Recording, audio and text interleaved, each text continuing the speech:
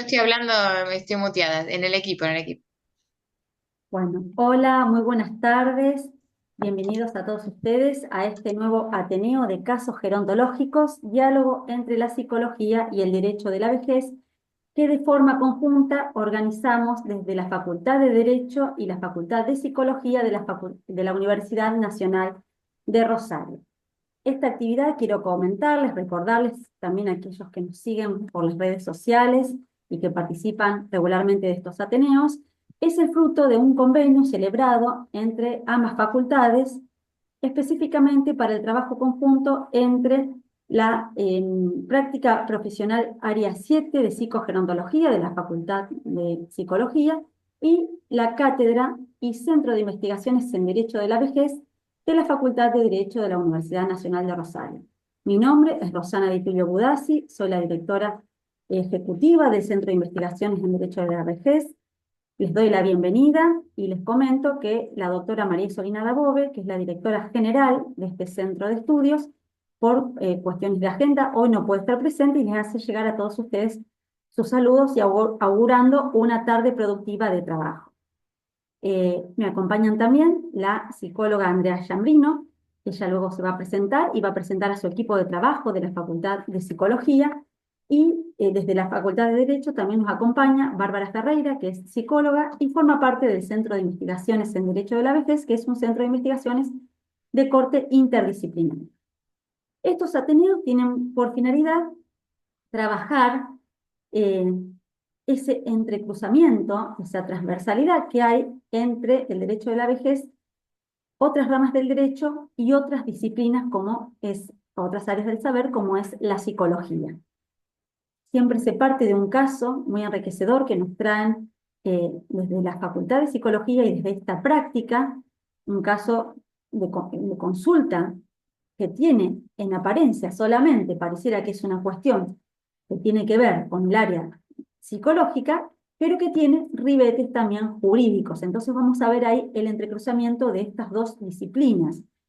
Y en el caso del mundo jurídico vamos a ver también cómo desde la perspectiva del derecho de la vejez podemos ver el impacto y el entrecruzamiento con otras ramas clásicas del derecho, como en el caso que ya, bueno, un poco les adelanto, vamos a ver hoy, que podemos también analizar desde la óptica del derecho de la vejez, también en el ámbito del derecho de las familias, en el ámbito del derecho previsional, cómo va impactando el envejecimiento en algunos de estos institutos.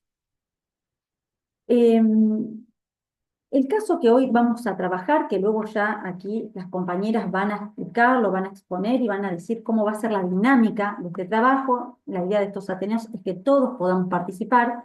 Por eso, luego de leer el caso y luego de que Andrea y su equipo y Barbie y Bárbara comiencen a deshojar, digamos, a deshilachar este caso para ver toda la riqueza que tiene de análisis, allí cada uno de ustedes va a poder participar libremente para expresar su opinión, sus inquietudes, sus dudas o sus aportes a estos temas que vamos a trabajar. El caso de hoy se llama el caso María, y no es casual que se haya elegido este caso, que lo indica, como el nombre que han elegido lo indica, se trata de una mujer y de las problemáticas que la llevan a esta mujer a hacer la consulta, ¿no? Las situaciones que a ella la llevan a angustiarse y a consultar en el área de la psicología. Ustedes saben que el envejecimiento poblacional está marcado profundamente por la feminización de la población que llega a edades más longevas, es decir, son más las mujeres que llevan a edades más longevas respecto de los varones. Y esto tiene varias implicancias, por lo menos voy a hablar desde mi área del conocimiento, que es el derecho, desde la órbita de los derechos.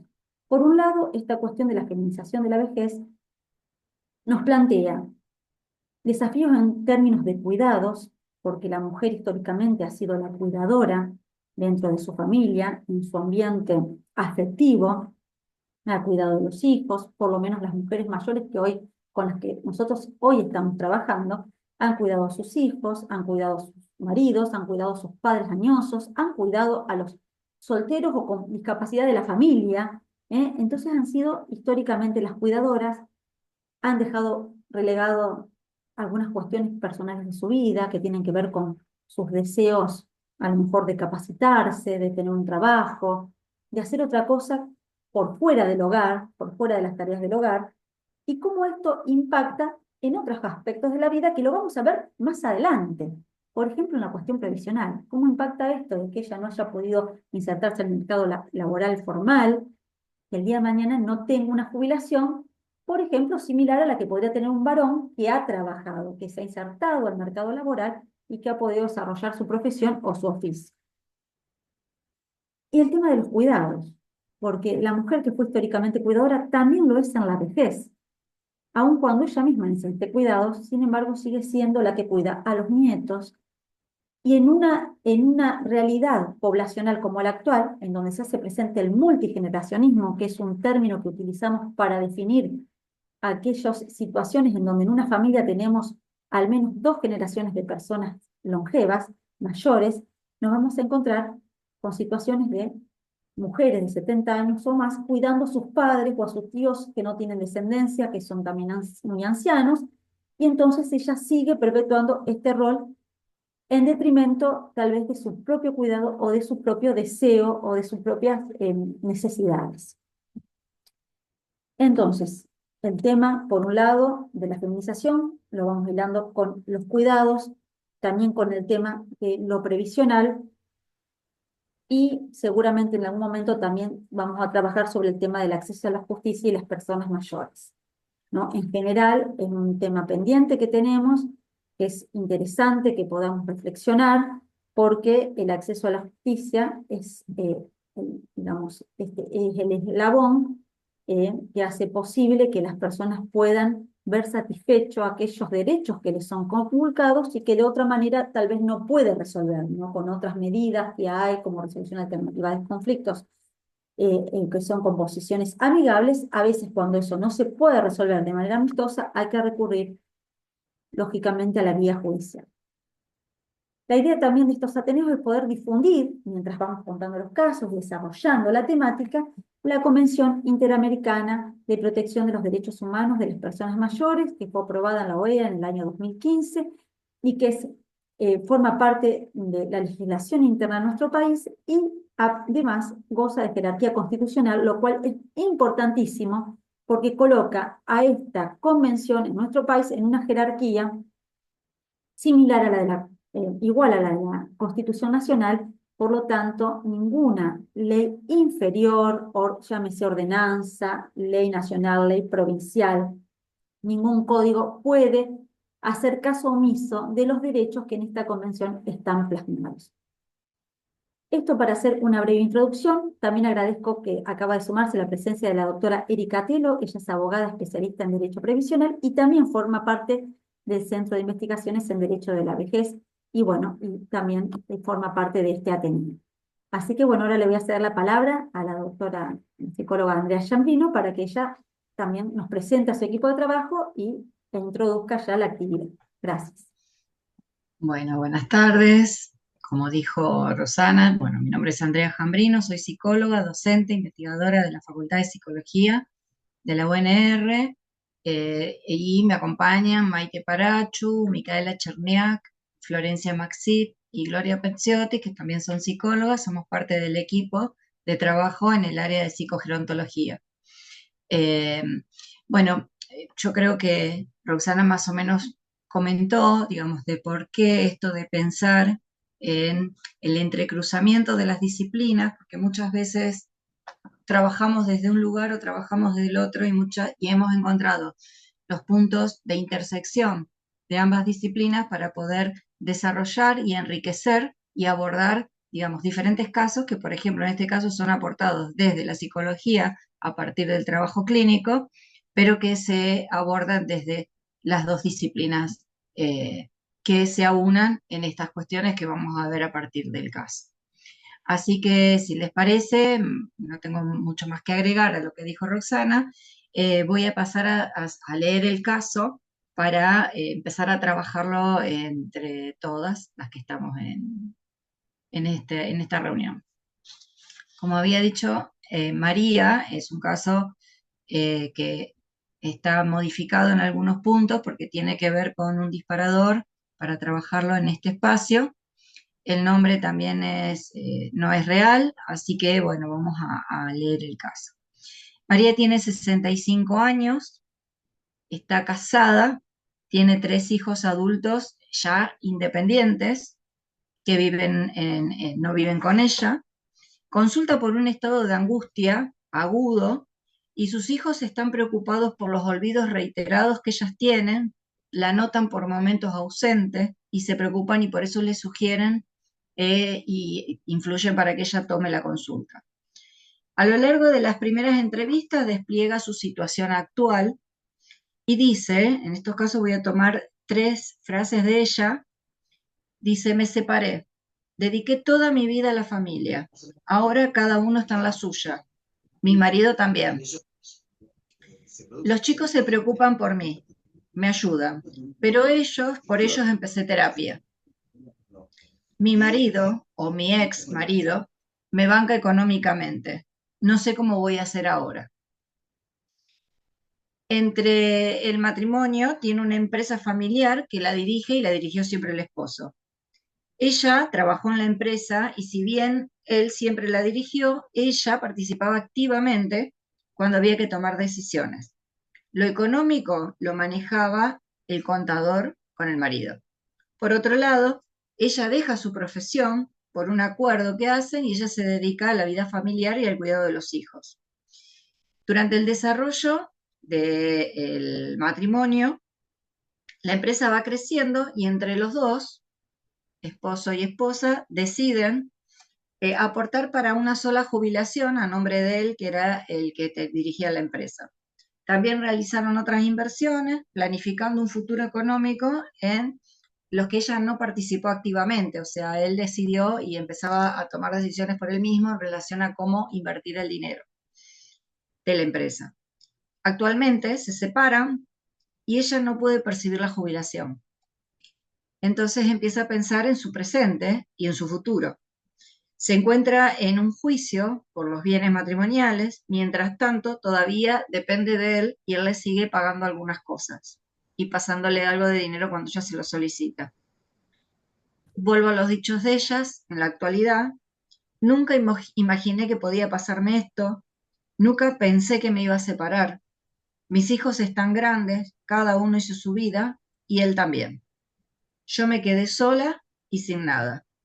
No sé qué voy a hacer ni qué va a ser de mi vida. Me pregunto muchas veces qué hice de mi vida. Ahora siento que no hice nada por mí. Me quedé vacía. Ese sería el caso resumido de María en él. Le hemos puesto este nombre.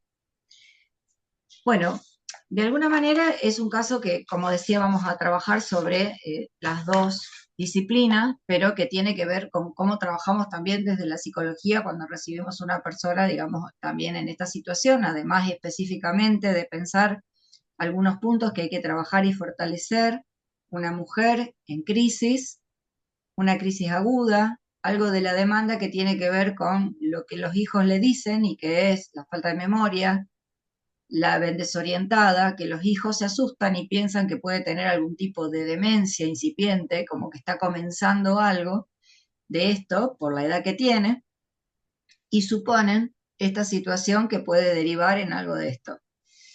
Por otro lado, pensar en una crisis de identidad subjetiva, porque en realidad esto de decir, no sé qué hice de mi vida, no entiendo, a partir de la situación, que no solamente es que me quedé sola, y esta sensación de vacío tiene que ver con un contexto de pérdidas, donde ella lo que siente es que todo lo que hizo ya no lo tiene y que estuvo cuidando y trabajando, no solamente digo en cuanto a lo afectivo también, ¿no?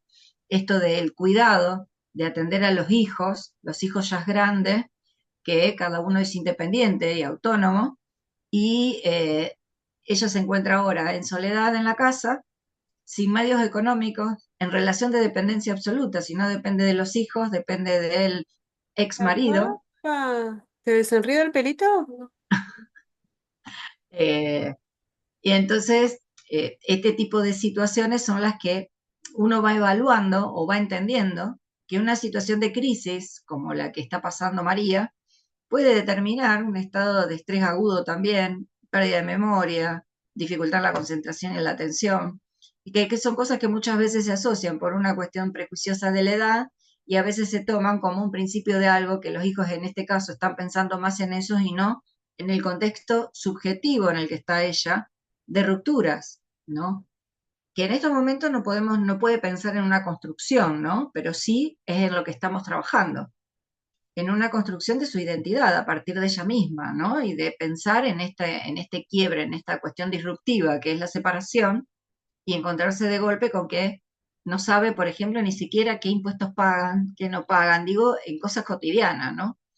Cómo se hace una cosa, digamos, cómo se pagan qué expensas se pagan donde vive, si va a poder vivir donde está viviendo, si tiene que seguir ahí. O sea, el contexto es de pérdidas absolutas. Por eso es que de alguna manera se explica esto de poder pensar en que difícilmente pueda sostener la atención en algo cuando el rumiar y el escuchar internamente qué hago, qué hice de mi vida, hay todo un cuestionamiento entre el pasado, la actualidad y la incertidumbre de lo que viene. ¿Mm? ¿Qué hago yo ahora? Cuando siempre dependió de otra manera, ahora se encuentra con que sigue dependiendo, pero en una situación de dependencia incluso muy inestable, porque siente que estas personas que ahora la están soportando también económicamente, pueden no estar, porque los hijos hicieron su vida, el ex marido está haciendo su vida, y la que pareciera que en este punto, que por eso lo incluí, me quedé vacía, es la sensación que tiene, como que no tiene nada. ¿Mm? Incluso subjetivamente, ¿no?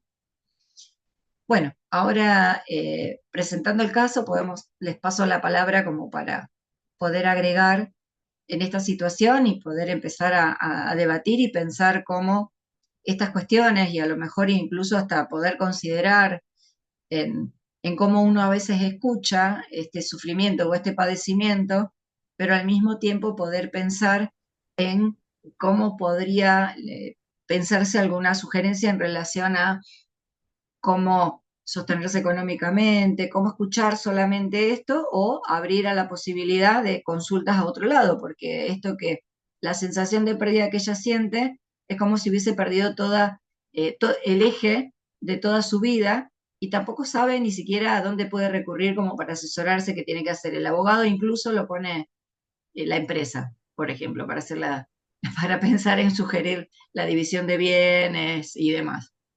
Es como que de ella ni siquiera se le ocurre cómo consultar particularmente, por ejemplo, a un abogado, una abogada, ¿no? Como para pensar en proteger lo que le corresponde también.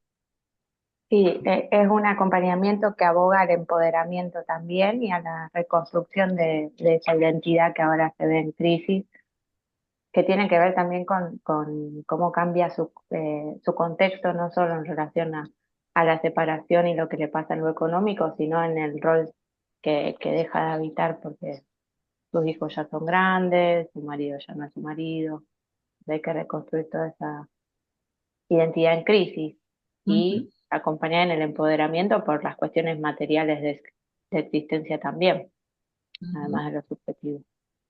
ujú, También en la oportunidad de acompañar en una reconstrucción histórica de cuál fue su rol en esa familia, del valor que ella tuvo, que le agregó también a la familia, a la empresa, eh, porque quizás eh, por, pareciera que ella no hizo nada, como que solamente se dedicó a la casa, pero para que ella se pudiera dedicar a la casa, para que ella pudiese trabajar como ama de casa, eh, es porque se dio en otros aspectos. Si el marido tuvo una jubilación más abultada, es porque ella se dio en no pagar su propia jubilación. Entonces, eh, en ese ceder, en esa violencia económica que sufrió, eh, ella también es, de cierta manera, ahí, o sea, gracias, el marido tiene una jubilación abultada porque ella no lo tiene. Claro, Entonces, un poco reconstruir y quizás ver su historia desde otra perspectiva. podemos pensar que esa subjetividad, que nunca pudo verse por fuera de ese núcleo familiar y que podemos pensar que inscripta en una época donde, como ya se dijo antes, la mujer cubría roles de cuidado, eh, roles en donde, bueno, estaba al servicio de o para amparar, y no se pudo ver. Ella pensó o se sintió siempre nunca previendo o nunca individualizando lo propio. Pensó en grupo, pensó en núcleo, y cuando ese núcleo se rompe, bueno, ahí queda como que no puede ya dejar de empezar o tener que empezar a reconocer, por eso se siente vacía, porque no sabe por dónde pensarse. Siempre se pensó como alguien ahí, integrante de cumpliendo ese rol. Ese rol ya no se cumple, el núcleo se rompió y ella siente como que, ¿qué hizo con su vida? Quizás esas ausencias, esas marcas con este grado de estrés, bueno, esperemos, sean el puntapié, ¿no? Como para que pueda empezar a defender, porque como dice Andrea, el abogado de la empresa es el que está, ni siquiera esa autonomía de poder defender un poco lo propio, lo individual, es como que ha quedado totalmente atrapada, ¿no? En ese rol de mujer, marcado por una época en donde muchas lo tomaron así, otras no, pero las que lo tomaron así, bueno, quizás esto, ¿no? Ella no pensaba que se iba a romper el núcleo por el que tanto. Quiero, quiero retomar Sí. aquí, si me permitís, Gloria, dos conceptos Dale. desde el punto de vista ahora jurídico, algo que dijo, me pareció interesante que dijo Florencia y que dijiste vos, Gloria, recién. Esto de romperse el núcleo de lo que ella pensó que se estaba armando. O sea, ella empezó una familia, como tantas, ¿no? Con un proyecto de vida en común, un proyecto Ujú. de acuerdos, bueno, ella no sabemos si tenía una profesión o no, pero ellas seguramente fueron Sí. acordando que ella iba a cuidar a los hijos, y también seguramente fue un acuerdo esto de que ella participara de la empresa familiar, como también fue un acuerdo que el aporte jubilatorio se pague solamente al esposo y no a ella por ese trabajo que hacía en la empresa. Y acá tomo lo que dice Florencia del valor que ella agregó a la familia, y yo diría también el valor que le agregó a la empresa, porque pensemos que a ella no le han pagado un salario, entonces que ella trabajó en una empresa que recaudó, que facturó y se ahorró un salario, porque a ella no se le pagó, justamente porque, bueno, porque era la esposa y ella seguramente lo hacía también en su momento con agrado de esta participación. Como ahora pensemos cómo el derecho da respuesta a esto, porque hoy en día tenemos herramientas para que el derecho dé respuesta a estas situaciones de disparidad que antiguamente no había tantas herramientas. 10 años atrás ya el Código Civil Comercial está por cumplir sus primeros 10 años. El 15 de agosto de 2025 va a cumplir 10 años de la sanción, y justamente incorpora una figura que es tan interesante, que en este caso me parece que cae así como anillo al dedo, ¿no? Como se dice usualmente, porque tiene que ver con esto, ¿no? Con una figura que se incorpora, que es la compensación económica, que justamente ante la separación de una pareja o el divorcio, en el caso de que estuviesen casados, que es la situación que ustedes plantean hoy, da la posibilidad a la mujer y al hombre, ¿no? En este caso estamos hablando de María, que se ha abocado a una empresa familiar, que ella no ha tenido no tiene hoy en día otro ingreso, no tiene una jubilación, no tiene un trabajo remunerado. ¿Cómo ella podría plantear jurídicamente la posibilidad de una compensación económica que se da cuando se puede probar el desequilibrio económico que acontece luego del divorcio? Esta mujer que tenía un esposo que la solventaba económicamente porque ella trabajaba en la empresa, pero él pagaba todo en la casa, ella lo dice en el relato, él solventaba todo, al día de hoy sigue solventando sus gastos, pero ahora la incertidumbre, ¿hasta cuándo va a ser esto y qué va a pasar conmigo? Entonces está esta figura que da la posibilidad, en este caso, de pedir esta compensación, que puede ser en dinero, puede ser en bienes, para aquella persona que quedó en desventaja al momento de la ruptura de la relación. Ella francamente quedó en desventaja.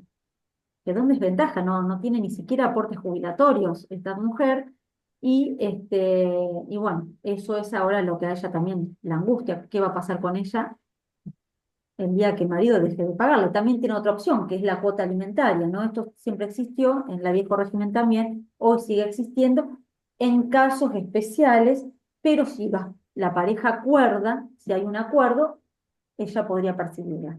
Pero ojo que no es en todos los casos, como ahora el divorcio es incausado, no es como antiguamente, si había culpabilidad de uno, tenía que pasar cuota de alimentos, eso ya no es así, eso hay que tenerlo en cuenta. Pero se incorpora esta figura, que es muy importante, la de la compensación económica. Entonces, me parece que eso es interesante, y también saber que si ella tiene incertidumbre también por el lado de los hijos, y si el día de mañana ella no puede solventar, si el marido por alguna cuestión tampoco la pudiese solventar, siempre queda la vía de también la cuota alimentaria que los hijos también deben a sus padres, ¿no? Es un deber legal, no solamente moral, sino que también es un deber legal, el sostenimiento de los hijos a sus padres o abuelos cuando estos no puedan satisfacer sus necesidades primarias. Así que bueno, me pareció interesante hacer en este punto este cruzamiento. Cedo la palabra a las personas que están, ya sean de nuestro equipo o la gente invitada. Sí, yo quería hacer un pequeño aporte. No sé si Rosana, creo que se mutió, no sé si sigue hablando. Bueno, como ya me han presentado, yo soy psicóloga también, pero formo parte del Centro de Investigaciones en Derecho de la Vejez. En estos espacios siempre comparto el privilegio, digamos, de estar como, de experienciar este punto de encuentro, de formar parte del cruce efectivo entre ambas disciplinas, en este caso el derecho de la vejez, en el que me he formado desde la maestría y ahora, bueno, como en la investigación, como becaria, y por supuesto la psicología como mi formación de base. Quería retomar para quienes hoy están acá como oyentes y nos están acompañando, y para quienes lo hagan más adelante por el canal de YouTube, eh, cómo pensamos y cuánto trabajamos en la definición del título, ¿no? Para este Ateneo, porque siempre es muy importante las derivas, digamos, y cómo se concluye en esa síntesis conceptual, y cómo llegamos a pensar en el desafío de proyectar vejeces dignas, y pensamos a la feminización de la vejez como escenario. Cuando las chicas presentaban esto de la feminización de la vejez como un dato de hecho, digamos, un dato demográfico, cuando se dice también de manera un poco más romántica, la vejez tiene cara de mujer, lo que se está diciendo, bueno, es que la longevidad es un hecho que viene a ser acompañada por un derecho y por muchísimos escenarios, digamos, que tienen y que deben dedicarse a pensarla y a hacerle preguntas. Y como dice Isolina Dabove, que siempre es bueno citarla en relación a esto de que el derecho de la vejez es la respuesta jurídico-política al reto de la longevidad. Digo, para pensar en esta cuestión demográfica, ¿no? Un mundo envejecido, sociedades envejecidas, donde tenemos, como decían las chicas, esta coexistencia de generaciones, una longevidad que se presenta con esta característica, una feminización, y al mismo tiempo lo que a nosotras nos interpelaba y que traíamos como hilo conductor del primer Ateneo que hicimos a principio de año, era esta cuestión de la proyección de la vejez. ¿Qué pasaba? Y pensando en las aristas tan interesantes de este caso, ¿qué pasaba con esa resistencia a proyectar la vejez? ¿Por qué? De alguna manera, después lo previsional, lo estrictamente previsional, lo desarrollará más, con más tecnicismo Erika, que nos acompaña, Erika Telo, pero ¿qué pasaba con esa imprevisión dentro de lo previsional? ¿Por qué no podíamos pensar en etapas más jóvenes, en esta proyección, y por qué es tan importante empezar a pensarse y a proyectar esta vejez y poder construir vejeces dignas y vejeces robustas? Este caso lo que nos muestra justamente es que va en detrimento, o que por lo menos nos presenta una crisis subjetiva, que es como la punta del ovillo, digamos, como decía Gloria. Bueno, espero que esta angustia manifiesta sea el punto de partida para empezar a trabajar desde lo sintomático, en el espacio terapéutico, pero bueno, nosotros le agregamos el escenario histórico, político, demográfico, digo, otros condimentos y por supuesto las herramientas de protección que hoy nos brinda el derecho. Para pensar, bueno, esto que decíamos, ¿no? Me pareció tan interesante el término acuerdos. Bueno, estos acuerdos que se hacen en un momento dado y que luego pierden fuerza, pero porque se hacen en relación o que tienen como base o que asientan sobre ciertos mandatos, sobre ciertos roles históricos que hoy por hoy fueron cambiando, y esos acuerdos terminan siendo cuerdas, ¿no? Terminan siendo sujeciones. Entonces, bueno, parecería como que hay mucho para repensar en esta feminización de la vejez como escenario, pero además en el reto de la longevidad, porque si empezamos a admitir que vamos a vivir muchos más años y que la cantidad de años tiene que traducirse además en la calidad de años, en la calidad de esos años, en la calidad de vida, entonces quizás podamos empezar a proyectarnos y a generar, bueno, identificaciones, a generar posiciones, decisiones, ciertas maneras de hacer lazo que nos permitan esto, constituir dignidad en relación a las vejeces, que además vienen siendo y se vienen presentando como múltiples y diversas. Y lo último que aporto, para después abrir el diálogo entre ustedes también, es que no queríamos dejar de enmarcar esta actividad en lo que ha sido el 1 de octubre, que bueno, por supuesto es el Día Mundial de la Toma de Conciencia sobre el Abuso y el Maltrato en la Vejez, que es un día establecido por Naciones 15, Unidas, que tiene perdón, como objetivo... el 15 de junio es el día de toma de No, conciencia. El 1 de octubre es el día del adulto El mayor. Día de las Personas Mayores. sí, Sí, perdón, pero me el confundí con el 15 25 de noviembre. Bueno, esto por querer hacer dos efemérides en una, estamos sobre fin de año. Bueno, en realidad es un día de sensibilización y toma de conciencia también, digo, creo que está puesto para poder pensar y repensar y revisar estas nociones que aún no están, bueno, que están en agenda o que deben ponerse en agenda. Y el 25 de noviembre, pensando en este caso que trata de una mujer mayor, bueno, he visto, seguramente han visto ustedes también muchas publicaciones sobre la eliminación de la violencia contra las mujeres, pero también he visto cómo se empieza a hablar de la violencia contra mujeres mayores, que no es algo que haya ocurrido desde siempre, digo, empieza a pensarse, ¿no? Esto que si no se nombra no existe, el maltrato físico, el maltrato psicológico, el maltrato económico, las marcas de esa violencia sostenida, bueno, todo esto conducido por cierto prejuicio viejista, todo lo que hablábamos o lo que escuchábamos en el caso, sintetizado también en este día, para poder pensar las versiones de esa violencia.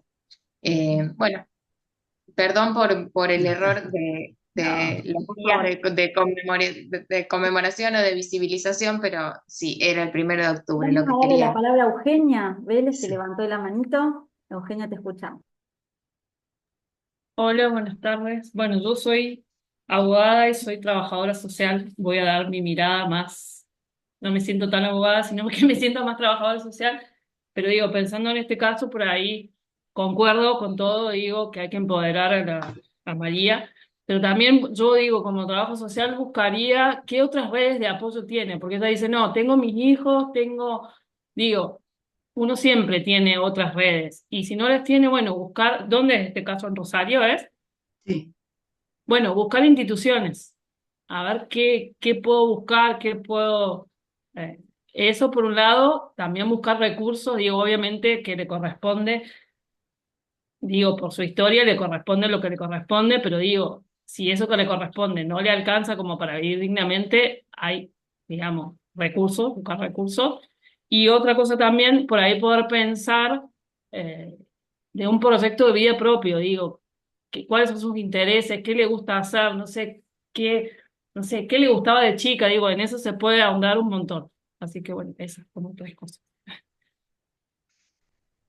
Sí, yo aclaro, digamos, Eugenia, digamos, son pilares, digamos, en los que hay que trabajar. Por eso muchas veces se plantea esto de desde dónde empezar a, digamos, como que son distintos aspectos y a lo mejor hasta en distintos momentos, ¿no? Esto de lo que se ha planteado, porque se empodera, pero a partir de empezar a reconstruir y a reconocerse, ¿no? Porque creo que esto, como decía, digamos, hay primero un camino histórico que reconstruir desde la propia persona, ¿no? Desde el sí mismo, más que en esto del cuidado a los otros, porque como algo que se ha construido en el cuidado. Y también tener en cuenta, obviamente, siempre tener en cuenta el sistema de redes que tiene, es, digamos, por ahí una persona muy, muy sola, pero porque se ha cerrado mucho en esto y que tiene que ver un poco con historias de muchas mujeres de esa generación, ¿no? Donde se ha encerrado mucho en la cuestión familiar, por elección, digo también, y otra por mandatos, ¿no?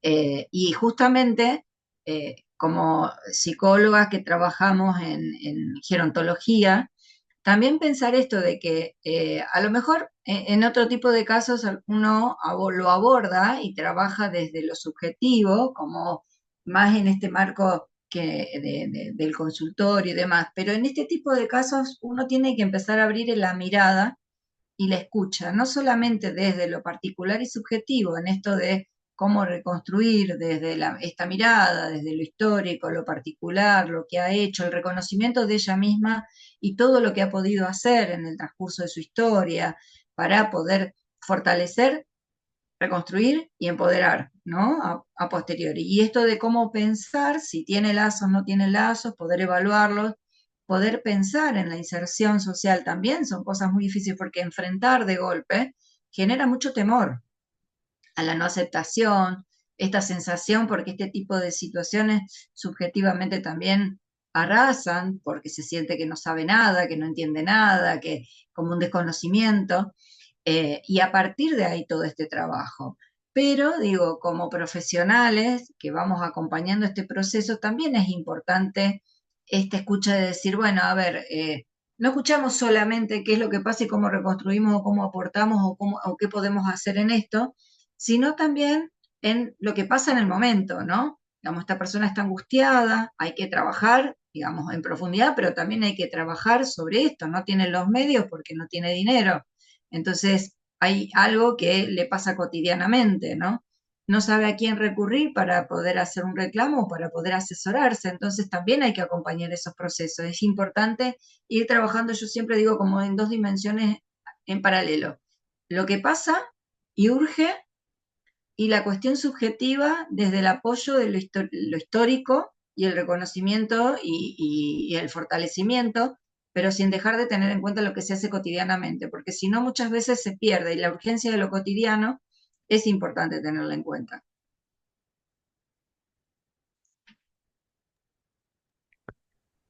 ¿Qué tal? Buenas tardes. Yo quería hacer un aporte a la reflexión, comparto lo que construyendo entre todas, y me preguntaba, bueno, yo vengo de la ciencia política, pero siempre pensando en este gran campo que es la gerontología, cuánto de esta crisis de identidad y de esta situación de desventaja en la que ella se encuentra no solo corresponde a la desigualdad de género, sino también al viejismo. Digo, a estos prejuicios, estos estereotipos que compartimos como sociedad respecto de las personas mayores y que nos impiden muchas veces proyectar la vida hasta la vejez, ¿no?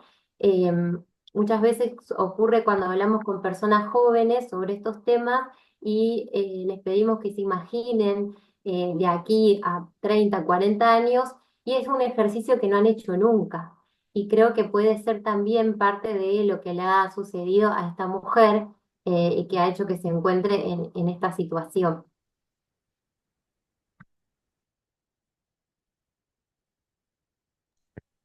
Bueno, Eh, buenas tardes.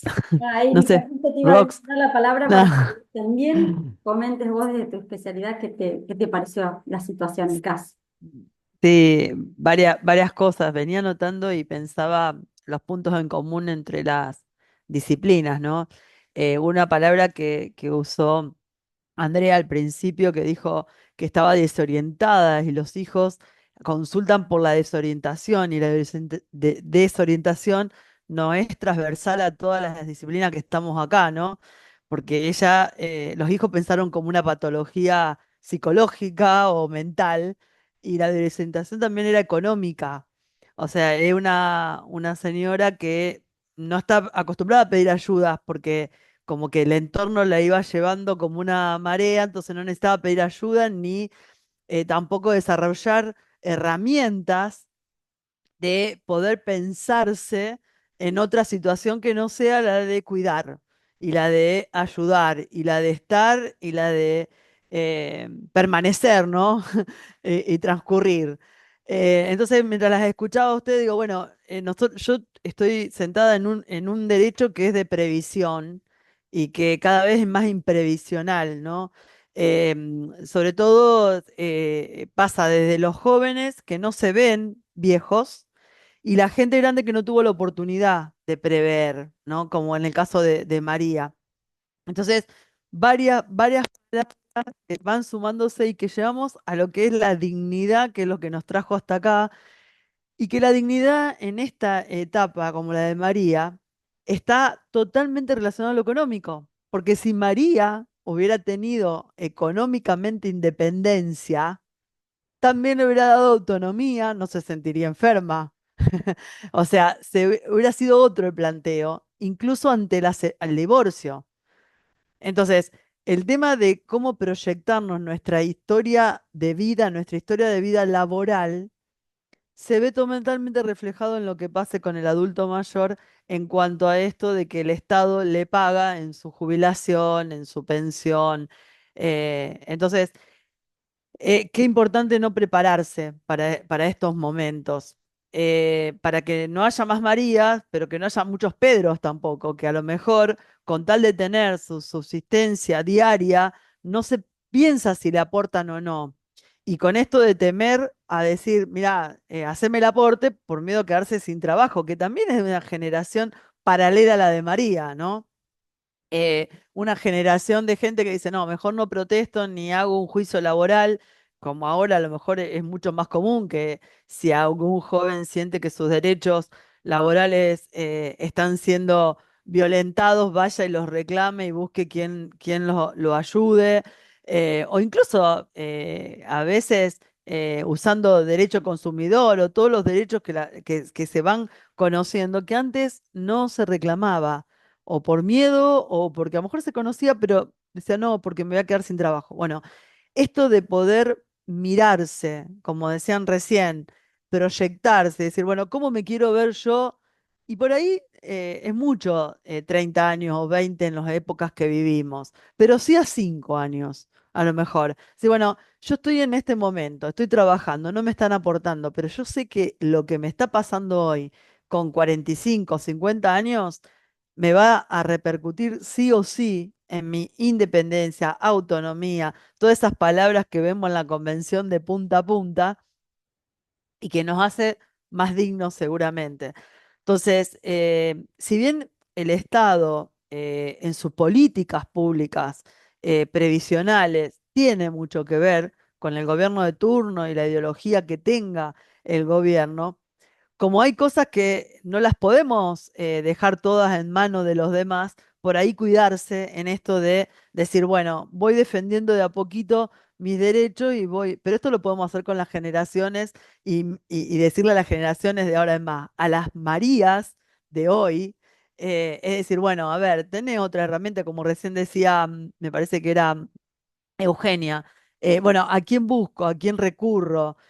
¿Quién me puede dar esos recursos? Y bueno, saber que hay beneficios como son, por ejemplo, la pensión universal para adulto mayor, que no requiere de aportes y que es muy poco el dinero, pero sí me da una obra social, por ejemplo.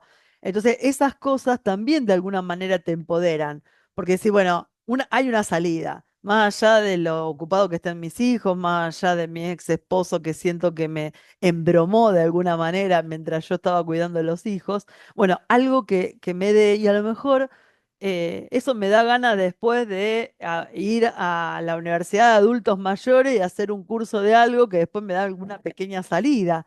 No sé, pero hay herramientas, el Estado tiene la pensión universal para adultos mayores que no requiere de aportes, también hay pensiones no contributivas para personas mayores, con personas con discapacidad. Entonces, hay recursos que hay que buscarlos, y como decíamos recién, a veces cuando uno se mete para adentro y está desorientado, no sabe a dónde recurrir para esto. Por eso son buenos estos lugares donde, como digo, no, o sea, nos vamos conectando distintas disciplinas, porque por ahí cuando ustedes ven en sus consultorios, ustedes digo, los psicólogos, o incluso las asistentes sociales, gente que necesita de estos recursos, saber que existen, saber que el Estado mínimo, pero está, ayudar, o sea, involucrarse también desde nuestras disciplinas cuando escuchamos barbaridades por ahí de reformas futuras previsionales,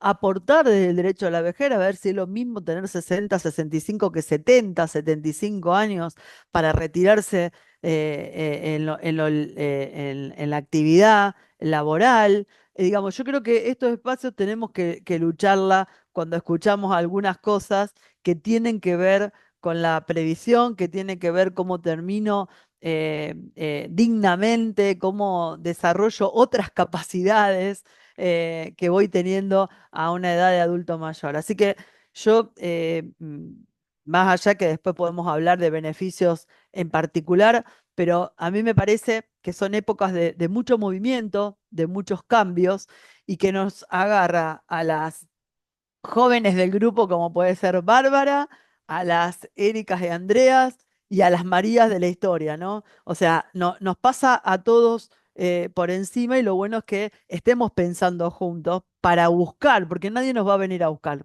Vamos a tener que salir a buscar y hacer ruido con lo que nosotros sabemos que pasa, ¿no? De ayudar a estas Marías, a esta gente a proyectarse. Un poco eso es lo que quería decir, más allá de los beneficios bueno, que después pueden ser poco o mucho, pero que hay que salirlo a buscar. Bueno, gracias Andrea por este panorama así eh, tan enriquecedor de todas las opciones que hay también desde el Estado, ¿no? Porque en todo esto también qué participación tiene el Estado.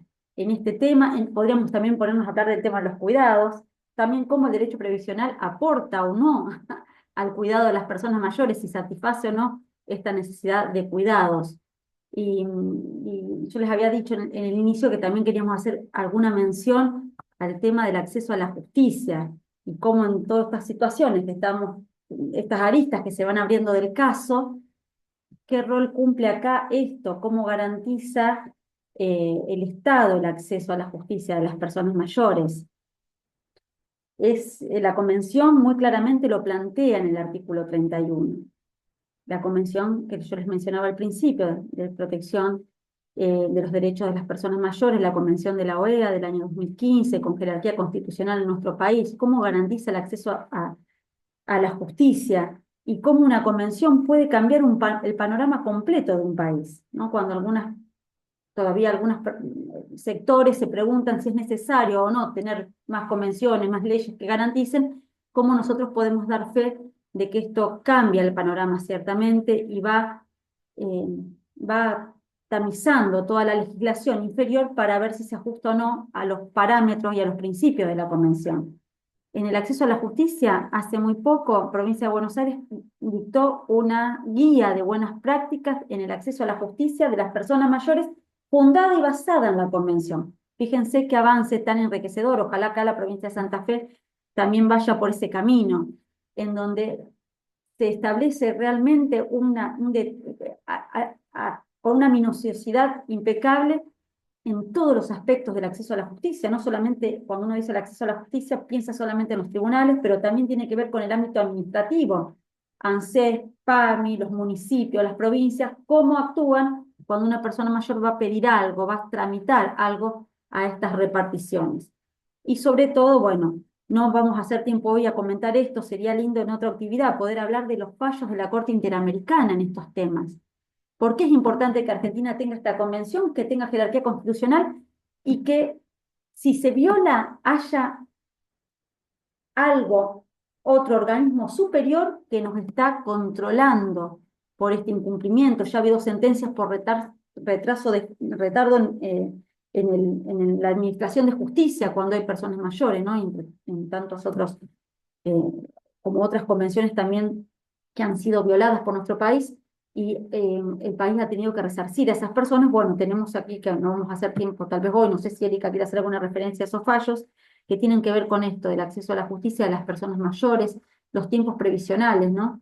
También de los tribunales que trabajan sobre cuestiones, planteos previsionales, ¿no? Y planteo todo tipo, Sí, tipo previsional, porque la no, verdad, pero también en cuestiones civiles, ¿no? O laborales, en donde están 10 o 15 años un expediente en trámite, cuando sabemos que a las personas mayores lo que le va cada vez escaseando más es el tiempo. Entonces, bueno, eso también es interesante ver que la convención focaliza también en ese aspecto. Erika, ¿vos querías decir algo? no, como decía, es para que charlemos por ahí en otro Ateneo el análisis de los fallos, pero también el tema del incumplimiento igual, aún teniendo un hermoso fallo y sabiendo el incumplimiento por parte del Estado en forma reiterada. Entonces, si esta justicia llegada tan fuera de tiempo, donde a una persona le dicen que le debe tanto dinero, pero la persona fallece sin poder haberlo cobrado, lo injusto y lo indigno también.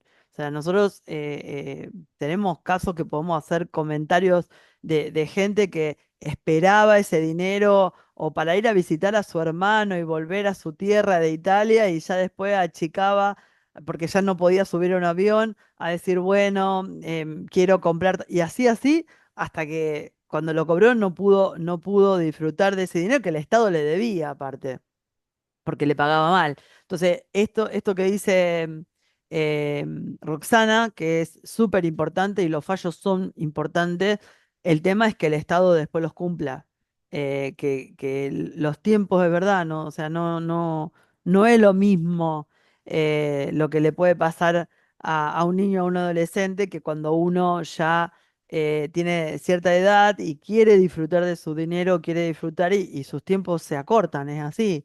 Cuando empezamos un juicio, supongamos de reajuste, que es lo más común que puede tener alguien que tiene toda una vida laboral de 30, 35, 40 años de aportes y que no ve reflejado esa remuneración en la diaria, o sea, no hay sustitución entre lo que ganaba en la actividad y lo que gana ahora como jubilado.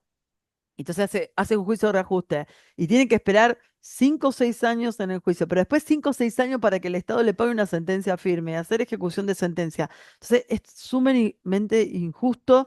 Imagínense que me canso yo como abogada de hacer el juicio y me da ganas de no seguir.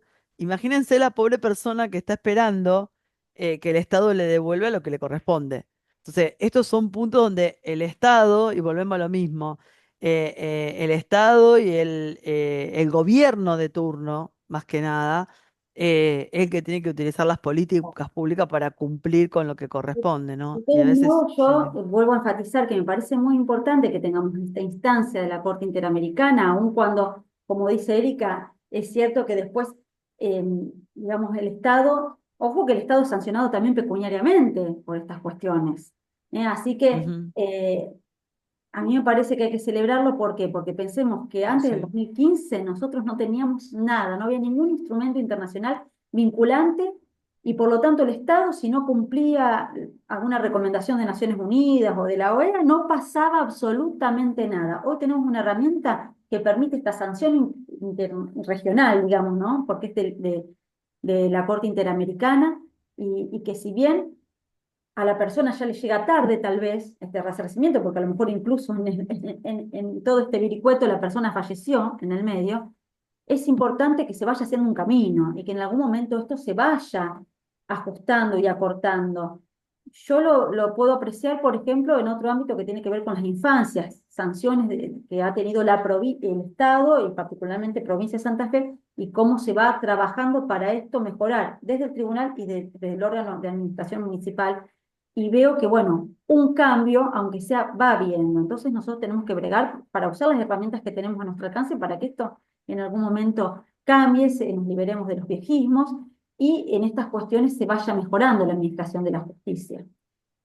Bueno, yo quiero cederle ahora la palabra a Andrea también para ya ir cerrando esta actividad. La idea es que dentro de una hora y 10 podamos hacer estos encuentros para que después colguemos los videos y la gente lo pueda replicar, le dé ganas de poder mirarlo por YouTube. Así que bueno, estamos muy agradecidos de la participación de todos ustedes en el día de hoy.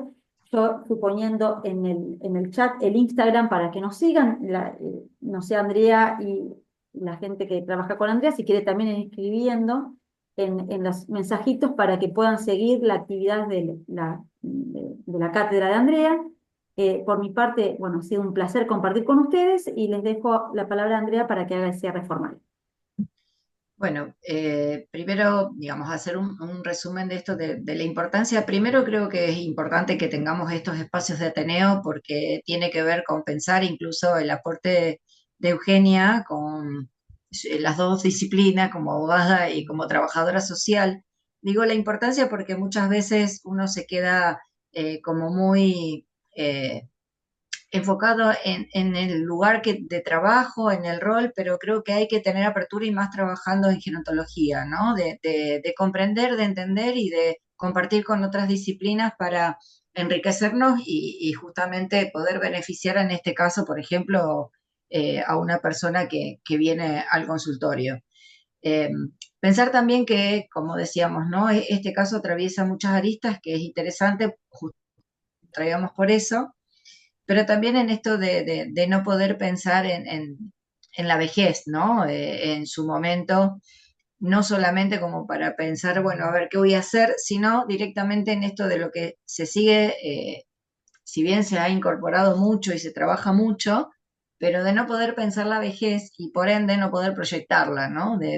Como que está tan lejos siempre pareciera, que de un momento para otro parece que llegó, y cuando llegó no tenemos las herramientas o los elementos para las condiciones que necesitamos en todos los aspectos, digo, ¿no? También psicológico, porque en este caso pensar en dedicarse al cuidado y probablemente dentro de una sociedad en su momento que también pensaba en que el cuidado después sería de los hijos hacia los padres y así sucesivamente, entonces no se puede pensar o proyectar desde otro lugar. Entonces creo que primero pensar en esto de la promoción y de poder pensar en abrir al debate para que podamos entender que se pueden hacer otras cosas y que se puede trabajar desde otro lugar. Y bueno, y agradecerles también por la participación y el intercambio.